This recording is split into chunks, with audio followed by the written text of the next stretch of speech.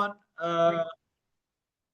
Welcome to the second, is that right? Yeah, second week of the Southern Chile box. Um, Sorry, my brain is kind of all over the place. I'm getting some foundation work done in my house, and that's a whole fuckery on its own. So, anyways, sorry. So it is the second week of the Southern Chile box, and we are tasting this guy today. 2024 Laberinto Cenizas Pinot Noir is what we're tasting today. Colbundio is what it's actually a appellation, or there's actual designation on it, but that's what we're tasting today. Just a few announcements before we get into the wine.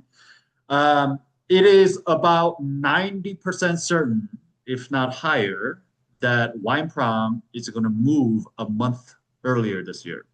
So instead of our typical last Saturday of April, I'm going to do is we're looking at next month at the end of March, last Saturday of March, which is March 28th.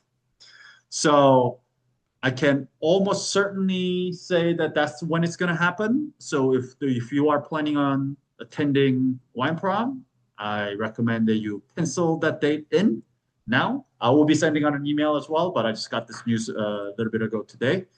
Um, it will be at Development Seed. That's part of the reason why we're moving it up. So Ian is not renewing the lease to that building. The lease ends at the end of March. So this is kind of our last hurrah. So that office is like literally we're gonna party like rock stars before we return the building back to the landlord. So if you wanna come out and tear one up in that space at the end of March, that's when it's gonna be.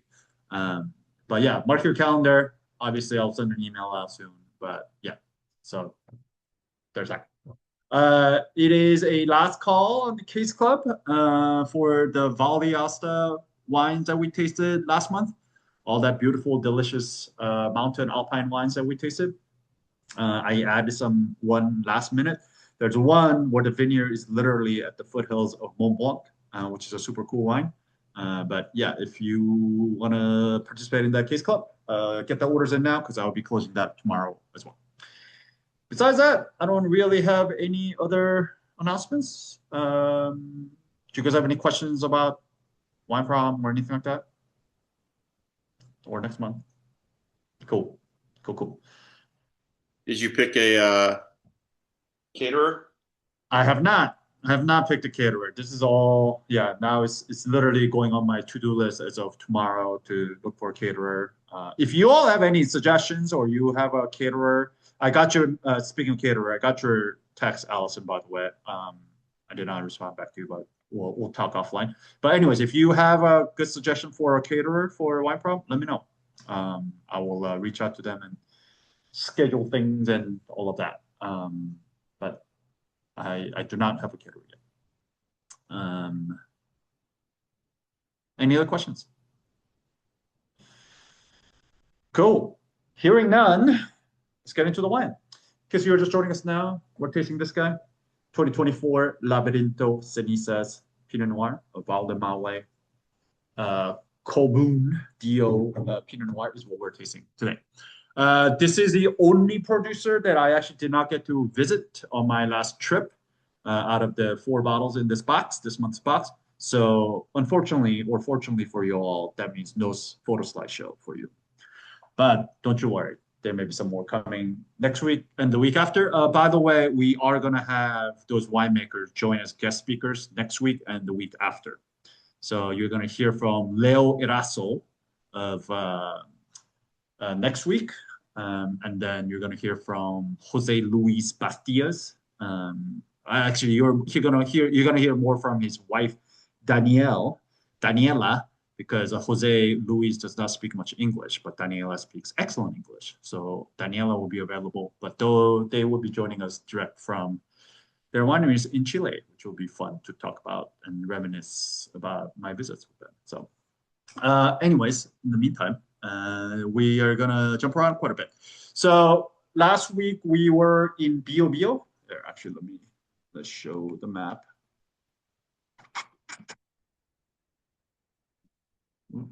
Sorry, where did it go? Share, share, share, share.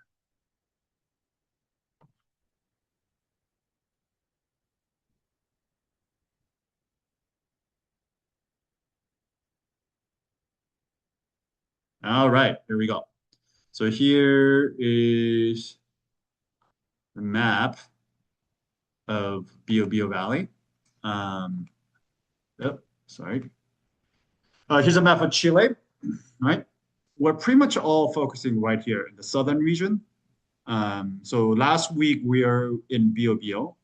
These regions are all named after the river that flows through there. So Biobío, Itata. So south region, that's where we were with the Roberto Enriquez. It was like around the town of Santa Juana, which is right around here, right off the Biobío River. And then next week is going to be Itata, and then the week after will be Maule, but we're jumping up. So going from the most southern, and then we're going to jump up to the north today. And this week we're in Maule. As you can see, at least on this map, it is Central Valley region. It classifies it as Central Valley region. Um, and But depending on who you ask, it is either the most northern region of the South region or the most southern part of the Central Valley. Maule is really interesting because for multiple things. Because I mean, we talked about the Sacano interior last week, which is the dry farm viticulture region in central Chile. Kind of runs all the way from Maule all the way down to Biobío. This kind of right here, where the it's kind of the birthplace of Chilean, quite frankly, all of American viticulture, right? It's the first place where the kind of new Spanish missionaries landed on the Americas and planted the viticulture. Concepcion was a huge port city, so they landed here, and so no surprise here, the Itata and the Biobío is kind of like the birthplace of the American viticulture. Started back in 500 years ago, and then this whole interior right here, Sacano interior, literally means dry interior of going from Maule all the way to Biobío, is the world's biggest planting of ancient pre-phylloxera ungrafted dry farm vines in the world. It's pretty amazing when you go here. You see them just kind of dotted along, kind of scattered. Some are abandoned, some are not. Of these alien-looking, like of a tree-like 250-year-old vines that are just growing everywhere, and it's because they have been here for that long. A lot of the varieties that are grown here are kind of the indigenous or the mission varieties that are brought here. None of it is indigenous because all of it is brought here, so patrimonial varieties. So we're talking about País, which is the same thing, genetically the same thing as Listan Prieto, which is what's grown in Canary Islands. And also makes sense, right? These were back in the 16th century when they were coming over, it was actually by law required, all these missionaries had to make a stop in the Canary Islands. They actually had to take some vines with them as part of their kind of a haul that they could take on the ships. So they brought these vines that existed in a lot of kind of southern Spain, as well as southern France, which were Listan Prieto, what they call País in Chile, Criolla in Argentina, Mission in California. So they're kind of all over. Anywhere that you see Spanish influence in the New World in the Americas, you find País grapes, as long as the other ones, which is Carignan, Sanso, Muscat de Alejandría, Semillon, which is called, and Corinto, which is a chasselas largely planted in Switzerland. The soil here is characterized really by the kind of the poor, infertile, granitic, volcanic ash-based soil. No irrigation, so none of the water is pulled from anywhere. The grapes tend to do really well here. They find a lot of water underground in the well of groundwater. So it just honestly, when I was here, it made me feel like it was such an incredible place to grow grapes, yet it didn't really grow here initially. Like there's no indigenous variety that grew here. It wasn't until basically Spanish colonizers came over that the viticulture really took off here. But looking at it, I mean, it is the perfect place to grow grapes. It is pretty amazing. Anyway, so this being such a poor great place for grapes, meaning it's poor, infertile soil, which means it was a terrible place for any other forms of agriculture. Um, so it all means historically this is not really great for any other agriculture besides viticulture. So leading to very small, traditional, low impact farming methods that have kind of survived over the last 500 years. And to this day, that's kind of the tradition here. There's no huge like industrial scale farming that happens here, whether it's viticulture or any other crops. Really, what you find here, besides viticulture, is logging. So a lot of trees that are planted here. And then this is where the legacy of their late dictator Pinochet comes in, where he planted a whole bunch of pines and eucalyptus all around, replacing the indigenous trees, Rowley tree. And which is still to this day causing a lot of wildfire hazard because eucalyptus sheds and it's very oily. I don't exactly understand why eucalyptus was the tree of choice by the dictators, but apparently it's not just there. You find it in other places like in Franco in Spain also planted a lot of eucalyptus. I don't know why eucalyptus is like that popular amongst the dictators, but I guess it's probably because it grows fast and it's easy to replenish. But yeah, so it's everywhere, which is causing a whole lot of threat of wildfire. Both Roberto Enriquez that I visited, as well as Leo Eraso, they're both directly dealing with wildfire threats when I was there, which is pretty something to think about. And also, a lot of these wines, and even in this wine, I never thought of that as part of this concept called, this quote unquote terroir of the wine. I've always found this mission or the Pais wines from Chile to have these kind of really vegetal, kind of savory edge to the really core of the really great juicy fruit. But I'm starting to think that it may actually be the influence of the eucalyptus, not the Pais grapes themselves. So now there's a whole lot of concept to something to think about, which is this idea that we have of a terroir, right? Like sensible place that French talk about. It's not just the climate or the soil or anything else, but there's a lot of human factor there, right? I mean, even in Burgundy, it's not any concept that's new, but even in Burgundy, that used to be a huge mining place. So a lot of these places were dug out and it was backfilled with the limestone, everything that was brought on and soil that was brought in from like Loire Valley and different places, and even going out to Jura and Savoie. So, when we talk about soil and the terroir of Burgundy now, it is all caused and influenced by this human activity that took place there, hundreds of years ago. And same thing that's happening here in Chile that we think of as these kind of pais with a savory vegetal herbal edge, like mentally minty edge. But how much is that is a natural innate kind of a character of the grape, or how much is that human influence by basically the fucking koala bear of a dictator, Pinochet, planting so much eucalyptus everywhere, So something to think about. Anyways, going back to Maule, that was a lot of all review, but we're in Maule here, so really interesting area in my eyes. Like I mentioned, depending on who you ask, there's the southern part of Central Valley or most northern part of South region. And you may be wondering why that distinction. So South region here, again, the most historical, this is where the colonizers first landed. This is where the kind of birthplace of the American viticulture. So very historic, very old vines. And a lot of that still is up here too in Maule Valley. You still find a lot of ungrafted old ancient vines. The producer, Jose Luis that we're gonna have on the fourth week, he's in Maule, and then his vines are literally like tree-like. And his family's been farming there for 8 generations. So it still exists in Maule. But Maule, you start to get into Central Valley, and Central Valley is essentially kind of the quote unquote, you start getting into hitting the wall, metaphorically speaking, the wall of essentially the Chilean wine viticulture scene, which is a modern Chilean wine industry. I mean, this is where everything, the Conchitoro, the Santa Julia, all the big who's and who of the Chilean wines that you find in the grocery store that are globally speaking, that are kind of everywhere, gave the reputation, Chile being the cheap, cheap, really value focused the wines. I mean, a lot of that comes from here. This is where, again, going back to Pinochet era, really, it was all about less about quality, more about quantity and industrialization. And here, it's not like down in the South where it's cold and there's mountains everywhere. This is a flat land here.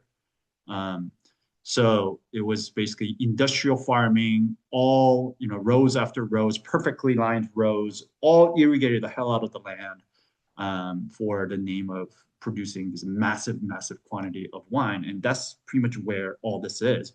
But this is also where the most quote unquote quality, the best Chilean wines come from. Everybody who was like, oh my God, the Chilean wines are so good. People who are also California wine drinkers, they're very similar in style. So the Cabernet, Merlot, carbonated that based wines here, very big, extracted, ripe style of wines that come from here. So you're getting into that wall here. So Maule is kind of like the last holdout. So if you're going south from that, you hit Maule and then it kind of changes. You still see the influence of those big industrial companies coming in and doing some things with ancient vines here, but that's a small project. But you don't see any of that down here in the South. For them, this is a bulk wine region. This is where they grow all those grapes, and then they just use it as a filler for the Bordeaux blends that they make here. All the French wine industries came here and invested millions and millions of dollars into this area. But here in Maule, they're still kind of holding on to, it's kind of mixture of that industrial. They coexist in this area. There's a lot of the industrial farming, and as well as a lot of this kind of old school ancient original Chilean viticulture that still exists there. So really interesting area, but also going from south to north, because it's the southern hemisphere, it gets warmer. And I was shocked because I traveled from not too far from Concepcion, like about hour and a half north of Concepcion, right in the coastal mountain range here. And then I traveled into the valley of Maule Valley to meet Jose Luis. And I could not believe how much hotter it was. I mean, you could just feel the temperature rise as you drive there. So very different kind of climate and all of that. But having said all of that, so I showed you this picture during the Chile Box 2.0 as well as last week. So this is kind of like that Central Valley looks like. You got this coastal range. So, obviously there's an Andes mountain on the east, right? That separates Chile and Argentina, right? But going towards the Pacific Ocean, there's this valley floor and there's another mountain range that kind of runs along the west coast of Chile. So this coastal range, and then it drops off, and this valley floor is obviously where it gets hot. So not only does the temperature change depending on how south you are or how north you are, but it also matters how west you are or how east you are. Because obviously right in the middle valley floor, this is the hottest part. It's the lowest part, all the heat gets trapped, right? And it's kind of like a Napa Valley floor. Napa Valley is the same thing, right? It's got the two mountain ranges on either side. It's the valley floor, and the valley floor is where all the massive wines and then what we think of the California wines come from. But you can find some really good wines going up on the hillside as it gets cooler, get up on the elevation. It's the same thing here. So you go up on the coastal range, it gets cooler, and we're gonna taste Leo's wine next week, which comes from right around here, which is based in coastal range. But as you come across to the east, there's also viticulture that's being farmed right along the foothills of the Andes on the eastern side. And quite frankly, this is where I really want to go visit next time I'm back in Chile. So now that I've seen the valley floor and the coastal range, I have not been to the eastern side. But yeah, I really want to go check it out. And that's exactly where we are with this guy. So Laberinto is near Lake Colbún, which is this lake right here. And this is actually his property. So this is Laberinto here, and these are all the different vineyards that are kind of scattered along around the property. But this is kind of what it looks like. So from the lake and then going east, there's the Andes shoots up. So this is kind of on the foothills of the Andes, and which keeps all the cold air from the Andes comes down. So it's a pretty cool, even though it's in Maule Valley, which is much, much hotter than Biobío or Itata. But because it's up in the hills, foothills of the Andes, the cool climate comes down. And also, obviously, being next to the lake, there's a moderating effect that comes from any big body of water here as well. Let's see, the Colbundio here near the Lake of Colbún, which is right named after the lake. Very interesting terroir. The climate is characteristic of the high altitudes of the Andes Mountain, like I mentioned, which means high UV exposure. As you can tell from this wine that we're tasting, there's no, even though it's cool and very cold at night and cool during the day, it is it never lacks the UV rays. So the fruits always get ripe. There, you are never going to get across the like unripe green flavors from this region, or across Chile in general. But cool days, very cold nights allow for high acid, kind of slow ripening, which is everything that we like in wine growing. Lake provides a moderating influence. Also, the humidity here. I mean, Chile in general is pretty low in humidity, but particularly this area and this altitude, the humidity gets pretty low. So it makes for a really good place for chemical-free kind of organic farming because you don't have to worry so much about fungus and rots and whatnot that the humidity helps grow. So yeah, really good place to grow, but it was never kind of considered a good place, suitable place for viticulture until this guy came along. And to this day, I believe he's not, if he's not the only one, he's one of the very few producers in Colbún DO, which means this is DO is essentially created because of him, the guy that we're tasting today. So let's talk about it. Who makes this wine? It's this guy. Rafael Tirado is his name. He's a bit of a wizard, very well-known name in the Chilean wine world. He's one of 10 children, those Catholics, Rafael and his family had vacation in Colbún, this lake area, about 3 hours. This is about 3 hours south of Santiago for generations. So he grew up coming here, but it was never for wine. He was just kind of here playing around, vacationing with his family. Again, like I said, it was never known to be a suitable place for viticulture back then. But over the course of decades of working in wine in his career, Rafael made wine around the world. He's traveled.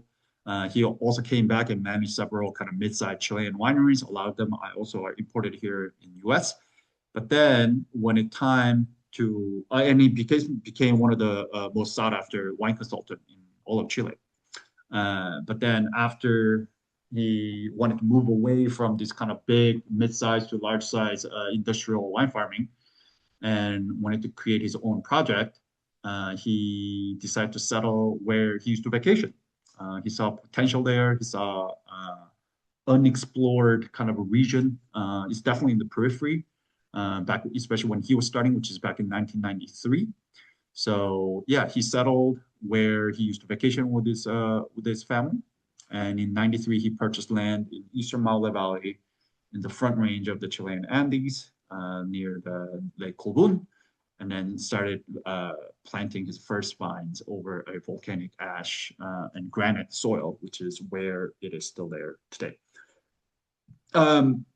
He now farms a total of 23 hectares, so it's kind of scattered. So these are all different vineyards that he has. So there's one up here. This is also another vineyard. Obviously, you see a bunch of vineyards around here. This is the actual bodega. This is where he makes wine. So yeah, he farms all 23 hectares, pretty much all organic farming.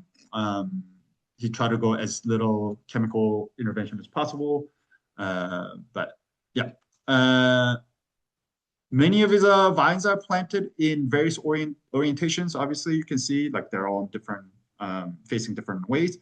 But one thing that he's known for is this, and this is where the winery's name Laberinto, or project's name Laberinto, comes from, which is in Spanish, it means labyrinth. You see these kind of circular patterns that you see in the back? And then he actually plants his vines like this, where it's kind of in a labyrinth. So I found this in, this is actually found this on a Grancata's website talking about Rafael, but here's what he says. To understand my approach to winemaking, you must start with the idea of changing the straight and parallel way of planting the vineyards. The almost obvious ordering of the vineyards disturbs me. The perfect uniformity of the rows merely ensures that all the grapes receive the same wind, the same soil, the same water, and the same sun in the morning and in the afternoon. I felt that a circular stroke in the vineyards would deliver a complexity of aromas and flavors that would be expressed later in the wine. This began a search for manifesting this longing in an archetypal image, something representing not only the variety of aromas and flavors, but also the physical and spiritual process involved in its elaboration. It eventually occurred to me that a labyrinth offered exactly the shape I envisioned, so we built the vineyard as one, a replica of the labyrinth of Chartres Cathedral built around 1220 in France. This is basically why he explains why he plants his things in his vineyard in this pattern. But more than anything, whether you believe it on that or not, for me, when I see this thing, is one, all these different trees that he's also planted. So it's not just the vineyards; there are different kind of trees and different biodiversity that exists here. But as you can see in the background, I can also see, so this is all pine, and then there's eucalyptus growing here. So again, talking about the pine and eucalyptus influence in Chile, Pinochet. So yeah, so this is part of what he does. Whatever you think of as a philosophy, I think his wines are pretty hard to argue with, or the results are pretty hard to argue with. His wines are actually fantastic, all of them, across the entire board. I've tasted quite a few of them. But Sauvignon Blanc was once named the best wine in Chile by the one of the wine critics in Chile. He's won numerous awards. He's gotten many different scores of their numerous wine critics. So it's definitely experienced quite a bit of success with his wines. But more importantly to me, what Raphael represents is this kind of, or what's exciting to me beyond the scores and how good the wines are, is that he represents just kind of like new slash the third wave is what I would call it of the Chilean winemaking. So there's the first wave, and it's very similar to the kind of California Napa story, right? We've talked about the third wave of California that's coming in right now. It's a very similar thing is happening in Chile. So the first wave that came in were the immigrants, right, or the missionaries, the Spanish that came, the OG traditional old school winemaking that came here in the 16th century, planted vines 500 years ago, and because it's in such an isolated place, they just kept it that way for the last 500 years, and now we find 200, 250-year-old ungrafted vines, all over in southern Chile. Like that's pretty fucking cool. So there's that. Untouched by time, untouched by technology, stayed exact the same for the last 500 years, right? Like the way they make wine, like Roberto Enriquez makes wine in Chile right now, is pretty much the same way they made wines like 500 years ago in that part of Chile as well, which is pretty amazing.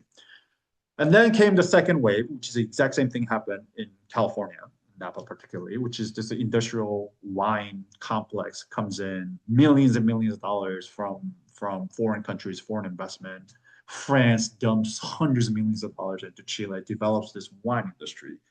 Not to mention, and this is a weird thing for me to say, which is that, one of the legacy, or perhaps one of the only things, maybe the only thing that maybe Pinochet did well, was the establishment of the Chilean wine industry, right? Whether that is good, however you feel about this cheap entry level grocery wine Chile, but Chile is a major global wine player, and without he built out the actual industry itself that people could now go and explore and borrow technology from and actually make a living from, which is not something that existed before. Before, wine was just not a commercial thing, right? It was wine that you make for communion, or you make it for your neighbors and family, something you drink. But now that whole industry has been built. Now you can do that. But again, it's a weird thing for me to say. There's something that Pinochet did right, But So there's a whole second wave of industrial wine movement that happened, right? Gigantic infusion of a foreign capital that comes in, takes off. Same thing happened in California, right? All the Robert Parker era, all that stuff happened. And then now here comes the third wave, which is it's not quite there yet. It's still very much nascent here, but it's one, these old school, basically the old is becoming new, like old is becoming cool, right? So like all that OG traditional winemaking is basically what I'm trying to highlight this month, besides this wine, which is all that stuff that's been there untouched is now becoming cool again. People are discovering it in the last 10 years or so. That has become the hot topic, and people are now talking about southern part of Chile. Even within Chile, it's really hard for these guys in this box month to sell wine within Chile. Because even the Chilean themselves only drink wines from Central Valley because they don't drink wines from southern Chile. Um, Essentially, when I talk to them, when I ask this question, they're like, yeah, almost 90%, if not almost close to 100% of my wines are exported. I rely on export markets for me to make a living. Um, so, but that's all starting to change finally. Like you go to Santiago now, and you can find Roberto Enriquez's wine, you can find Leo Irasso's wine, you can find Jose Luis's wine in there. So that's all starting to change. But this is kind of like along with that is this, places like Maule, periphery, even within Maule, all the way up in the Andes Mountain, up in Colbundio, which is also the periphery. People are getting out of these pockets. That people are going into the fringe and working with. They're exploring it. They're working with whether even though it's the French broad grape variety Pinot Noir, he's planting it and seeing what it does there, and finding these pockets around and to introduce another layer of diversity in the wine landscape of Chile. So it's not just the Central Valley, it's not just the OG, the southern Chile winemaking, traditional winemaking, yet there's another thing that's happening in Chile, which is things like this, Pinot Noir, grown on an Andes foothill on the southeastern side of Chile, which to me is very exciting. Like to me, that's how you keep yourself as a country very exciting, as a wine place. Like for me to stay engaged in that area. Like if it was just one thing, after a while, you also get bored. So the fact that people are doing that, like this guy, Rafael, could have just as easily just stayed in the industrial complex, wine complex, made his money, made his name, and become successful. But instead, he chose to strike out into like eastern side of Chile where nobody was growing grapes, and he said, "I'm going to grow grapes here, and I'm going to make wine just to prove that this terroir could be great." And to me, that's very exciting. And then you're starting to see these things there. So call it the future of Chile. I don't know. I don't know if it's the future of Chilean wine, but it is certainly telling a different story, which to me is very exciting. So that's one of the reasons why I put this in the box this month, because it wasn't just I just wanted to kind of like highlight some of that. And it's funny to also think about, having said all of that, like Pinochet and then the French wine industry that came in and built this industrial complex. At the end of the day, and also the colonizers that came in and brutally fucking murdered, Mapuche people, and there's wars that took place. And to this day, Mapuche people don't have the same kind of level of rights as the rest of the people, the European immigrants that landed in Chile. All these things were essentially how the Chilean wine industry was born out of.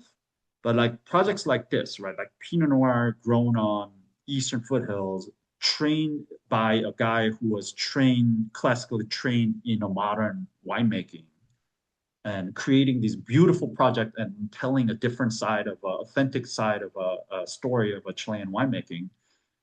It's like yes, it has a very brutal, ugly kind of birth story of how these things happen. Like, could this have happened without Pinochet's establishment of the wine industry? Could this have happened without French's huge, influx of capital and basically creating this, you know, don't give a shit about environment, don't give a shit about people who work there, labor practice, none of that, just all for the name of profit and a huge complex in the middle of it.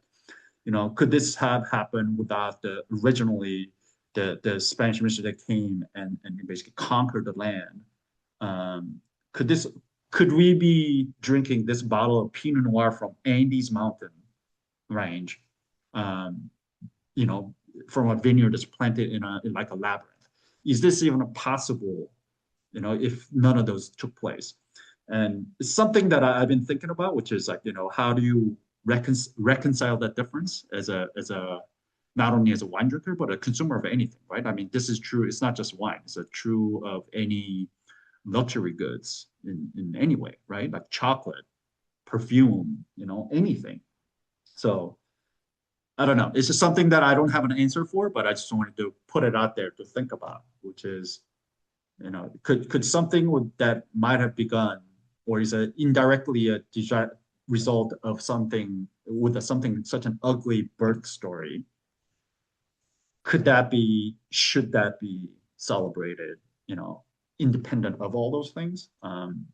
Yeah. So anyways, those are the things that I thought about while I was in Chile. And these are things that I'm still thinking about while I'm drinking this wine. So sorry to get so deep and philosophical, but I just want to throw that out there as a food for thought for you as you guys are tasting this wine today. Anyways, what is this wine? So this is 100% Pinot Noir, vineyards planted in the southeast, in the most remote kind of sector of the vineyard. And I'm sorry, give me 1 second. I don't know what just happened.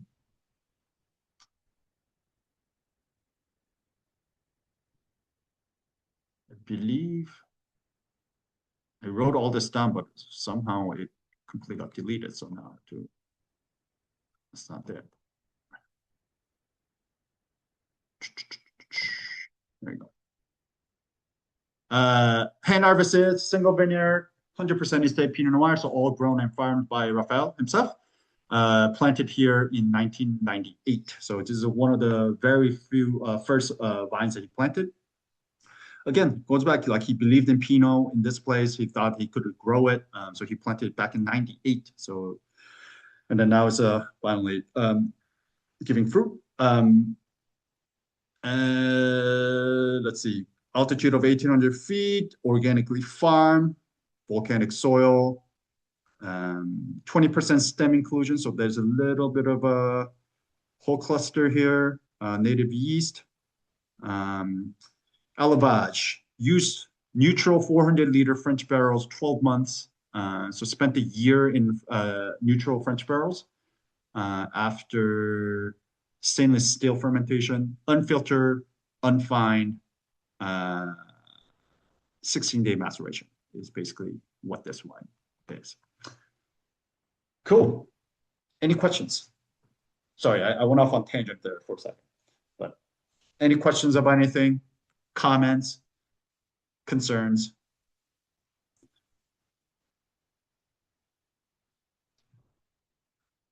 Really? Nobody has comments about me saying one thing that Pinochet did right was. I thought somebody would have definitely say something like that. Yeah, I just had a I question. think trying to live with some sort of intellectual purity in our modern capitalist society. Fucking forget it, dude. Point an object in your house, and I'll tell you a 6-year-old that died to make it. Moving on. Jesus. Sorry, I joined late. What did Pinochet do right? Oh, here we go. So No, never mind. No, sorry, never mind. We're all just way too jaded at this point. Yeah, no, yeah, that's fine. No, I was basically saying that train on time. Yeah, exactly. Trains did run on time. Sure, maybe 20,000 people disappeared, but at least trains ran on time. There's this whole thing. It'd be like maybe somebody who committed that kind of atrocity should never be. None of the accomplishments should be given any credit. But however you feel about that, what I was basically getting at was one thing that happened during Pinochet era, and it's a legacy of Pinochet era, is that he did establish a Chilean wine industry. Whether you look at it as a good thing or not, it is a huge, gigantic fucking industrial complex, right? With no regards to environment and labor practices and any of that. and creates this huge, cheap wines that you can pump out to the rest of the world. But with that came an actual establishment, an infrastructure, an industry, so people could make a living being a winemaker. The wine was never a commercial thing until Pinochet really established that. And what I was trying to tie all of that back into this wine was that, here's a Raphael who's clearly has a European blood in him, but so like a descendant of an immigrant who came here and landed in Chile, who was classically trained through the modern wine making and through the Chilean system. Here he is making Pinot Noir, which is a French variety on an Andes foothill, in a vineyard that's planted in a labyrinth pattern. Is this possible had it been not for any of these kind of the ugly things that happened all the way dating back to the colonization of the Mapuche people in Chile by the Spanish, who brought viticulture here to begin with. Then the French people came here and just basically brought hundreds of millions of, tons of money, and it basically turned it into a factory.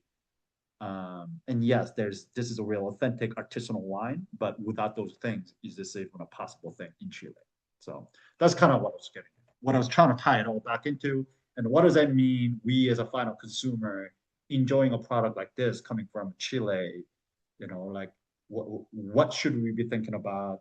Is this, yeah, these are the things that are kind of percolating in my head. So I would just that's putting it out there. Just keep digging, man. Just keep digging. Keep digging, yeah, exactly. Is this a good time to talk about the child slavery chocolate tie-in for this month for Valentine's Day that Sixfoot's doing? Yeah, exactly. That's what I was saying. Like it's not just wine, right? Like any luxury goods in the world is a similar story, And guys, we've got a great price because of the aforementioned child labor. Yeah.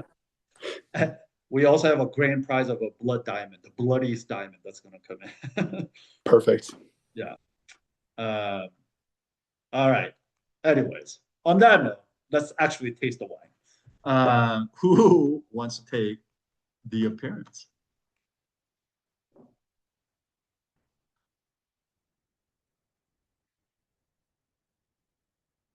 Bueller. I mean, I'm rusty, but I can give it a shot. You have to pull up the thing though, and you might walk me through it because it's been a minute. I mean, you're doing the easiest part, so it's the best way to step back in. It is strategy. All right, let's start with the appearance. There should be clear. Yeah, I'll call this one pretty clear. I mean, it is unfiltered, unfine. I'm sure this has been racked a few times. It looks pretty clear to me. I'll call this clear. Intensity.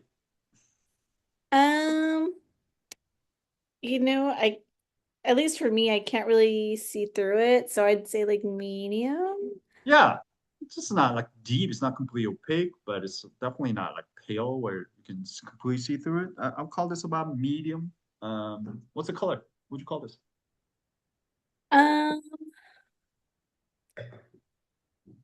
Gosh, I don't know. I would say probably ruby garnet, middle of ruby garnet. Yeah, I mean, so garnet is like when you're starting to get into like some brown color. Do you see brown, like a tinge of brown on this thing? No, I guess not. Probably more ruby then. Yeah, I'll call this about like smack in the dab, like about definition color of ruby. And I don't have any other observations. Yeah, no bubbles, no sediments, nothing like that. See, killed it. You're already doing. Welcome back. Gotta start somewhere. Yeah. Maybe each week I can join. I'll graduate. So start with this one. Next time we'll do the nose. Next time. There you go. All right, you get to pick the next person for the nose. I'm just gonna go with who's under me. Phil, would you be open to doing the next one? Although if you went last week, apologies. No, I'm fine. All right, awesome. Okay. Let me. Nose. It's got just a little bit of a funkiness. It's not, I wouldn't say it's fully clean. Yeah, like for all intents and purposes, I would say this Yeah. one is pretty clean, but you're right. Like it's Pretty not clean, squeaky. but it's still Yeah, got some, not as much as exactly. last week. It's not squeaky clean. Like No. it's not like a lab made wine. Yeah, Right. for sure. And intensity, I'd say this is a medium intensity. Yeah, Yeah, not minus, not plus, just medium. I mean, it's I'm kind of getting pretty. it pretty far off the glass here. Like I'm getting it here, which is like Yeah. huge is off. You think plus then? Yeah, I'm gonna go with the medium plus in my glass. Yeah, it's quite expressive to me. The Aromas. Oh, what do you get? where you got the screen? Let's see. I get a some flour. Yeah. Maybe it's not sweet, but it's an Irish type. Yeah, there's definitely some like really pretty floral, like ethereal kind of Yeah. thing going on. I mean, it's not a bright sweetness, but No, it's there's not a some. blossom or anything like that, but like to me, this is more like like rose petal, violet, more like Yeah, rose that petal. would be it. Yeah, that's kind of like what I'm getting with this for sure. And then I don't get any green fruit Nope. or citrus. Yep. Any And stone tropical? no stone fruit either. Yep. No tropical. Okay. But Red here is fruit? the red fruit, very strong. Yep. A lot of red fruit. Yeah. More on the cherry side than the Yeah. sour side. Yeah. So yeah. So yeah, definitely like the cherry. I get a ton of like a tart cherry here. Some what other things coming up? Okay. Now, black fruit, definitely I get a blackberry. I also get I mean on the red fruit, I mean it's a whole bunch of stuff. It's not just the You mean cherries, maybe but a plum? yeah, cherries. I get like strawberries, red currant, some cranberry too. But yeah, the cherries definitely the what I get the most, but it's definitely a lot of like really robust kind of a red Yeah, fruit. I don't get the sourness of a cranberry Yeah. but I get you're right, there is a strawberry. Yep. You say you're getting some black fruit as well? I get the blackberry smell, Okay. not a blueberry or a dark cherry. It just Yeah. To me, this is still very much on the red side. red But side. yeah, I can imagine like a black black raspberry or like a black cherry or something. But yeah, to me, this is mostly red fruit for me. And then I don't get any dried fruit. No, this is super No, fresh, really ripe, right? Like there's nothing underripe about this. It's like no, not at all. peak, beautifully ripe. And this is what I'm talking about. This area, like this is on the foothills of the Andes. It's like 30,000 feet. You know, it's pretty high up in the elevation. It gets cold here, but because of all that, it's kind of like the Valleasa that we had last month. You know, it's all the UV rays, the high elevation, high altitude UV rays. The fruits never they're always ripe. You never get unripe fruit here. Any herbaceous, any herbal? I could. It's not strong, but I do get some, maybe like a tomato leaf. Some sort of leaf. Yeah, So that might be again, part of the funkiness. yeah. So this is what I'm getting. So earlier when I was talking about eucalyptus, and I feel like now that I've gone down there and seen how much eucalyptus is down there, I feel like everything, every Chilean wine from this part of Chile, just to me, I feel like I am. It's probably a power suggestion, but I feel like I get eucalyptus everywhere, and I definitely get some like some menthy eucalyptusy kind of a thing going on here as well. There's definitely some vegetal herbaceous kind of thing here, Yeah, which I don't there see is. a bad thing because yeah, and I don't know how much is that is actual really there or is how much is me just thinking that there is there. I mean, But the eucalyptus, you're still smelling it, right? yeah, exactly. But I actually don't think it's terribly bad here. Like it's got this really beautiful fruit, ripe fruit, tart cherry, fresh, but just to have that like just a touch of that savory is quite nice actually. Um, any spice Any minerality? No, I'm not picking up any dark pepper, any black pepper Nope. or licorice Me neither. and stone. No, I don't. Yeah, it's not a hugely minerally wine, but I do Yeah. get some little bit of like a crushed rocks here, but it's not. I wouldn't call this a like mineral forward wine, in any way. Any secondary, any tertiary? No secondary, no MLF, Yep. no oak, nothing dark. Yep. Agreed. I don't get any oxidation smell. Yeah. No tertiary. I mean, it's 2024. No it's still very- tertiary. Yeah, it's not old enough to really put again tertiary. So yeah, so we're talking about pretty much all primary, very youthful, young wine, touch of Right. floral, ton of red fruit, maybe touch of black, really fresh and ripe. I'm calling it eucalyptus, like minty, mentally. Phil's calling it like a tomato leaf, but we're agreeing there's some sort of like a non-fruit, sweet, kind of herbaceous, savory thing. No spices, a little bit of like crushed rock is basically what we got here. Great. You get to pick the next person for the palette. Anybody want to step in? Raise their hand. Charles, are you leaning to turn on the speaker? Nope. But I'll do it. It's fine. I was trying to send chat, but no worries. Okay, so this wine is dry. One is dry. Acidity.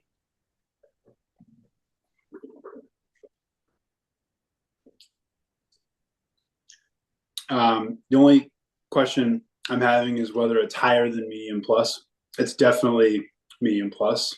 Yeah, got good acid here. It's like pretty pronounced, so I'll stick with mid plus, but it might be higher than that.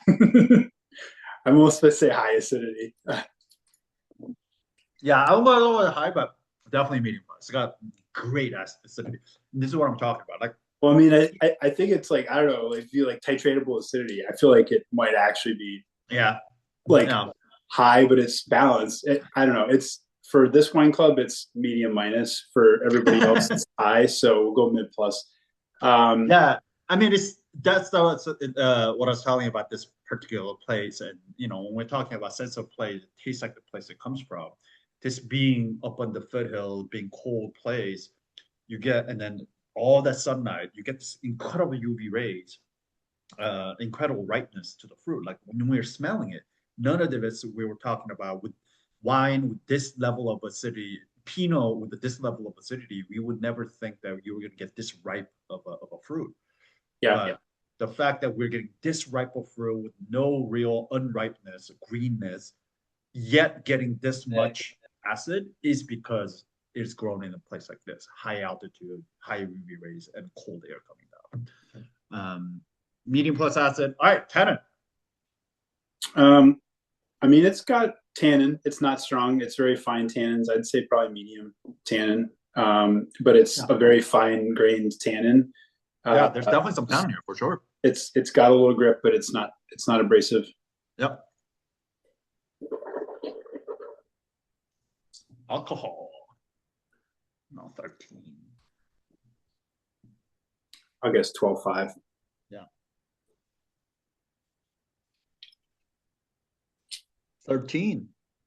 Alcohol 13 point. I don't know. I'm getting old and I can't read that next number after 13. Something.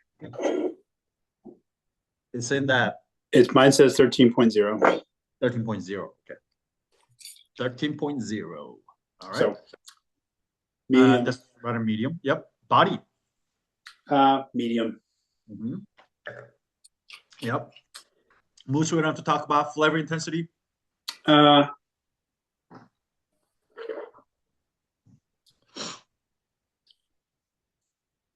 go medium plus. Yeah, agreed. Yeah, expressive. This wine is not shy. Like, no, not jumping out of the glass, but it's not shy. Do you confirm everything that Phil called out? Is there anything else that sticks out to you? I do confirm everything Phil called out. You know, the one thing I will point out here is to Phil's point about the tomato leaf. And I still do get menthol. I mean, it's that minty mentholy thing, but it's not over the top. But I also do get that 20% stem inclusion. Knowing that, I do feel like I sense some stemminess here. Well, so what I was not going to say is, if you ever had a Hall's cough drop, there is actually a little bit of like a mentholy it's like an evaporative cooling on the very end of the finish, which is probably again the power of suggestion, because there is no menthol in this wine, and that's impossible. But somehow I get that.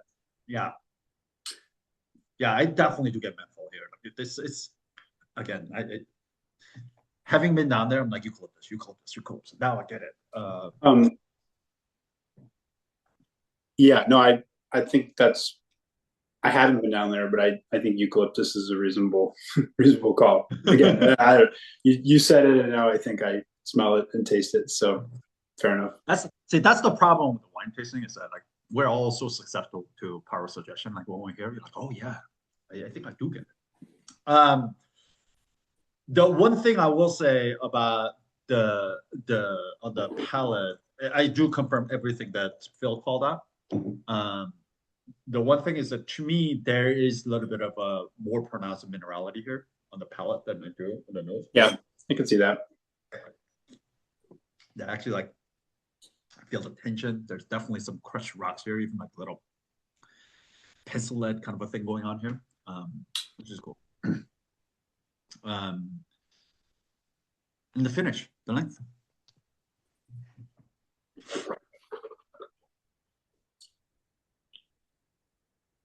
Go medium plus. Medium plus, I agree. All right.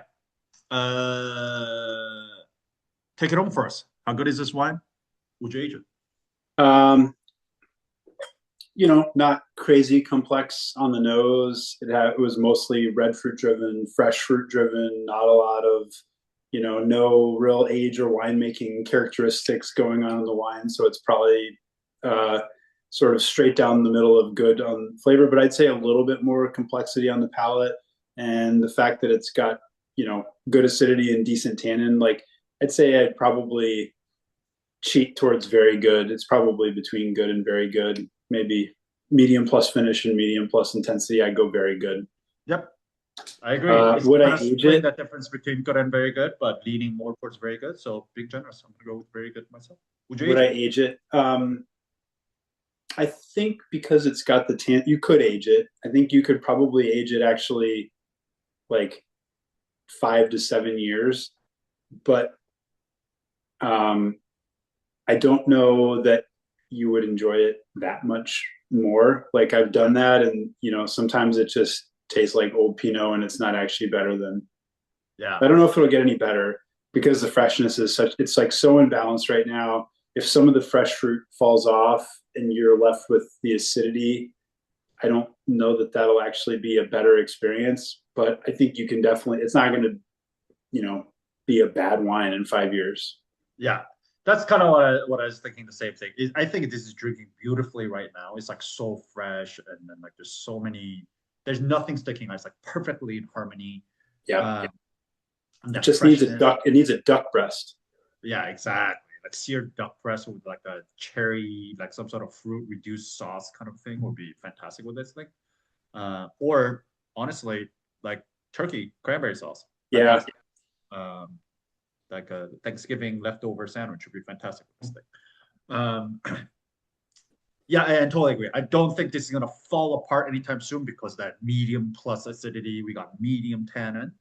But would this necessarily be more delicious as it ages and some of the freshness goes away?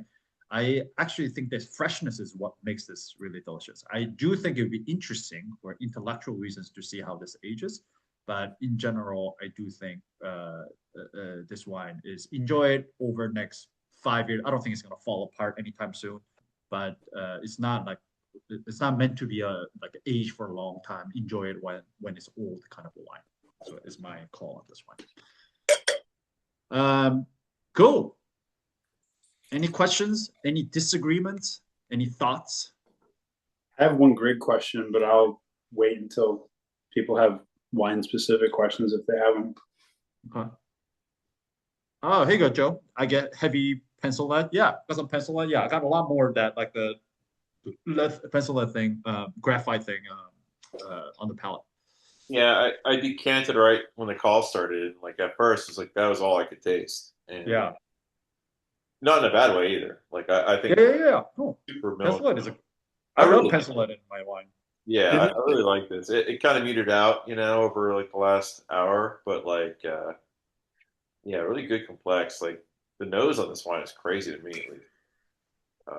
But It's so fresh, but it's not like over the top picture with like everything is just so perfectly balanced. It's like yeah, so I pretty. was actually getting like a lot of baking spice on it too. Like it's got like a little zip. I was thinking that. So I opened mine just before tasting, but I was thinking that I think I'm starting to see a little bit of the like a coriander, um, some of the baking spices start to Christmas spice, yeah, like allspice. Yeah. There's a little bit of that, like not a lot.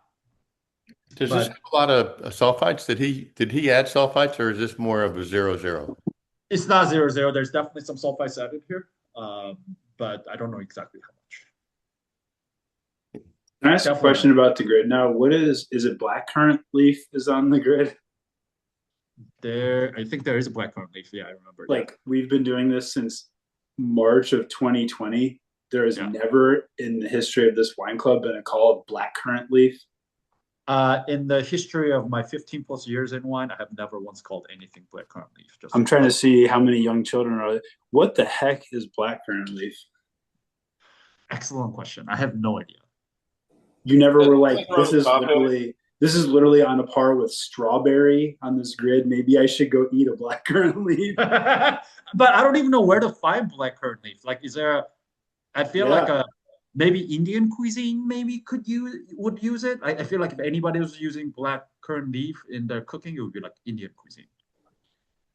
It seems insane that the whiteys who made this grid would have borrowed from Indian cooking for one of their flavor notes. Exactly, which are British. Like this all comes from Brits. That seems like you have to like go foraging and like pluck the leaf from the bush, crush it up, and smell it to like get that taste, which is a lot of effort that I don't think any of us are going to go through. Yeah, and it's different from a tomato, right? Like it's nothing like a tomato, obviously, because it's a different listing. Yeah, like even if you have like a farmer's market where you get like fresh black currant, like it's going to come in a bunch. Like they're not going to have the leaves on there. Like, yeah, I could not tell you what black currant leaf smells or tastes like, even looks like, honestly, to tell it. Well, I'm calling it on this one, and prove me wrong. Yeah, exactly. Whatever we think of as a menthol is actually great currant leaf. Oh yeah, a question on that. So the menthol that you guys are talking about, which I love, is that the same thing that you would call BA in Italian wine? No. So to me, there's like actual, like to Charles, what he was saying, like the halls, kind of like that mentally eucalyptus kind of thing that happens. Like, you know what eucalyptus smells like, right? No. Oh, okay. So I don't know how you guys know what eucalyptus smells like. Do you hang out at the zoo, or? I'll tell you how. So I went to like a hotel spa or something with my wife, and they gave me like a hot towel that was like eucalyptus towel, and I was like, holy moly, it's a very like punch you in the face aroma. Yeah. So it's not something you just encounter. Well, you do certain places, right? Like there are but not here. Bay Area is covered with eucalyptus everywhere. So isn't Portugal also covered in eucalyptus? Portugal, yeah, especially like the southern, the Algarve region. Again, same thing with the Franco era dictators planting fucking eucalyptus everywhere. Like I don't understand why our dictators just fucking park koalas. Like I don't understand why eucalyptus was planted. It was the chosen tree by all the European Bay Area either, bro. Yeah. Dictator Gavin Newsom. Yeah. it was there before Newsom, just to be clear. But Tanner Gray. yeah. All right. I always associated VA with that kind of menthol flavor. Obviously, it was wrong. So VA is in a pleasant level is like balsamic vinegar. Like to me, a lot of like Tuscan wines have that like slight, ever so low level of balsamic vinegar running through it. Okay, yeah, because usually I associate those wines with having that menthol, that little bit of that menthol flavor, and I was like, oh, Yeah. that's cool. But okay, never mind. And as long as like you call it menthol, I call it balsamic vinegar, but as long as your reference point is the same, so like whenever you smell it, VA on something else, and you're like, I get menthol, like or like at least to you it expresses itself with menthol. Like to me, that's what's more important because that's how you figure out your palate. You're like, I'm trying to figure out what this is. That's VA. What comes to me, what expresses itself to me, what I interpret as VA is what I interpret as menthol is actually VA. What they're calling is VA, and then that way you can kind of figure out why does VA happen in wine, at what point does it elevate, how do you reduce that, what region in the world produces wines with more VA, and then you can go into that kind of that exploration and then figure out your own palate. You can articulate your palate better that way. To So me, what's that's the more barnyard important. smell from? What's What's the that? difference between the VA and the barnyard smell? Okay, so VA is the spike in acetic acid. So acidic bacteria that exists air everywhere. If that population, because the wine, when we ferment wine, it's not just the yeast that's going to the active sugar. There's all kinds of enzymes, all kinds of bacteria that's present. They're all there, right? But in certain cases, whether it be the yeast population is very low and acidic bacteria is very high, or it just temperature-wise, humidity-wise, a pH level in the solution or in the must, whatever it may be, so many variables are there. But whatever reason is more favorable to the growth of acidic bacteria. In that case, they will just flourish over, and then they will actually block yeast from fermenting sugar into alcohol. So that's when the VA shoots up. So every wine has some level of VA. It's just naturally occurring thing because there's no way you're going to get rid of acidic bacteria in the air, unless you're making completely tightly controlled lab setting where you put sulfur on the grapes as soon as it comes in the cellar. You kill off everything, and then you throw lab grown order off the catalog yeast in there, and then you put it in a stainless steel, completely sterile, stainless steel tank, and then maybe do the carbonic maceration so there's no contact with the actual ambient air. Unless you do that, there's no way you're gonna completely block the wine from acetic acid. So they all have acetic acid. So that's a VA. So let's start with that. But depending on the conditions of how the wine is made, or depending on the conditions of how the grapes are grown in the vineyards, sometimes the acidic bacteria will take over the fermentation process and the VA shoots up. Oftentimes, the best solution to that is the winemakers will usually put in some sulfites. So because that will kill off the acidic bacteria, pull back some of the VA.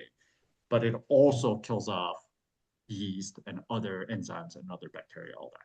So that's why when we talk about like the best wine, the good wines are made in first and foremost in the vineyards. That's what we're talking about. Grow the best fruit in the vineyards with the most amount of very healthy, abundant amount of yeast cells present, along with other helpful biomes and bacteria and enzymes, and those will actually keep each other in check. So not a single kind of a bacteria like acidic bacteria will shoot up. It's a whole kind of at least the idea, theoretical idea behind it. So to your question about barnyard, so acidic bacteria causes VA. VA smells like balsamic vinegar in a low level, very pleasant as a kind of, like imagine balsamic vinegar with strawberries. That's delicious, So like that kind of thing. But as it shoots up higher, it can become very vinegary, literally. And also even goes beyond that, it can turn into like nail polish. It smells almost like artificial.